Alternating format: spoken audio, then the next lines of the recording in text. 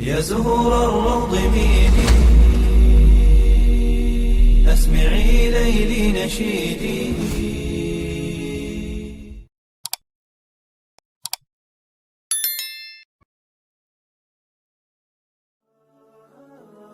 Assalamualaikum warahmatullahi wabarakatuh. Syukur alhamdulillah, dalam kesempatan yang mulia ini kita masih diberikan banyak kenikmatan sehingga kita dapat berjumpa kembali di channel ini. Marilah kita senantiasa bersolawat serta salam kepada junjungan kita semua, yaitu baginda Nabi Muhammad sallallahu alaihi wasallam. Allahumma sholli ala sayyidina Muhammad wa ala ali sayyidina Muhammad. Doa dan harapan saya, semoga sahabatku semuanya selalu diberikan kesehatan, diampuni segala dosa-dosanya, dikabulkan segala doa dan hajatnya, serta dilapangkan rezekinya oleh Allah Subhanahu wa ta'ala. Amin, amin ya rabbal alamin. Sahabatku yang dirahmati oleh Allah, salah satu ibadah sunnah yang sangat dianjurkan adalah sholat tahajud. Sholat ini dilakukan pada sepertiga malam dan memiliki banyak keutamaan. Bahkan, sholat tahajud memiliki pahala dan kebaikan yang luar biasa. Pada waktu itu, seorang hamba menghadap Allah dan menjadi manusia pilihan. Dalam sebuah hadis disampaikan, yaitu yang artinya, dirikanlah sholat di waktu malam ketika manusia sedang tidur, dan masuklah surga dengan kedamaian.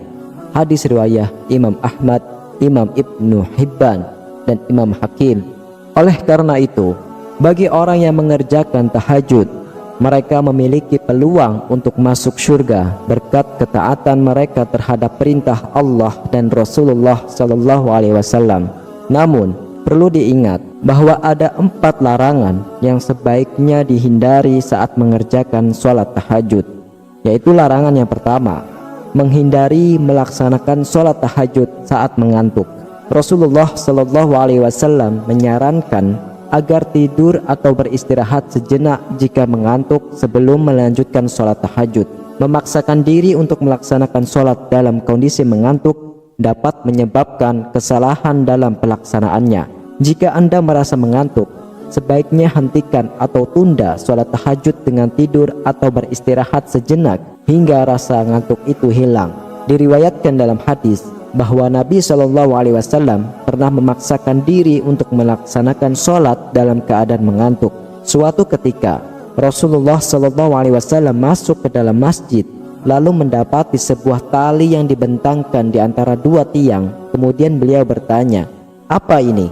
Para sahabat menjawab, "Ini adalah tali milik Zainab ketika ia sholat berlama-lama hingga kelelahan, maka ia bersandar dengan hal itu." Rasulullah Shallallahu Alaihi Wasallam kemudian bersabda, "Lepaskanlah tali itu, kalian harus sholat ketika dalam keadaan segar, jika kelelahan maka tidurlah." Hadis riwayat Imam Bukhari dan Imam Muslim. Larangan yang kedua, menghindari melakukan sholat tahajud secara berlebihan atau terlalu lama sehingga memberatkan diri. Rasulullah Shallallahu Alaihi Wasallam mengingatkan agar tidak melalaikan kewajiban lainnya dan menjalankan sholat tahajud sesuai dengan kemampuan masing-masing. Beliau telah memberi peringatan terkait hal ini. "Demi Allah, akulah orang yang paling takut kepada Allah dan paling bertakwa kepadanya di antara kalian. Tapi aku kadang berpuasa dan kadang tidak. Aku mengerjakan sholat malam dan juga tidur. Dan aku juga menikahi perempuan. Siapa yang membenci sunnahku, maka ia tidak termasuk golonganku." Hadis riwayat Imam Bukhari dan Imam Muslim. Larangan yang ketiga, menghindari ketidakkonsistenan dalam melaksanakan sholat tahajud. Mengerjakan sholat tahajud kemudian meninggalkannya merupakan larangan yang harus dihindari. Sholat tahajud seharusnya dilakukan secara istiqomah, baik dalam kondisi sulit maupun bahagia. Melaksanakan sholat tahajud hanya saat menghadapi kesulitan, masalah, atau sedang dilanda duka cita, namun mengabaikannya saat dalam keadaan senang dan bahagia adalah perilaku yang mendapat kritikan dari Nabi Shallallahu Alaihi Wasallam.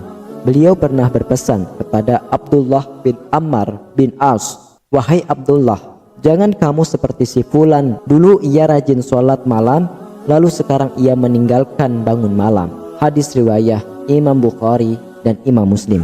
Larangan yang keempat, menghindari mengkhususkan sholat tahajud hanya pada malam Jumat. Mengkhususkan sholat tahajud hanya pada malam tertentu juga termasuk amalan yang tidak disarankan.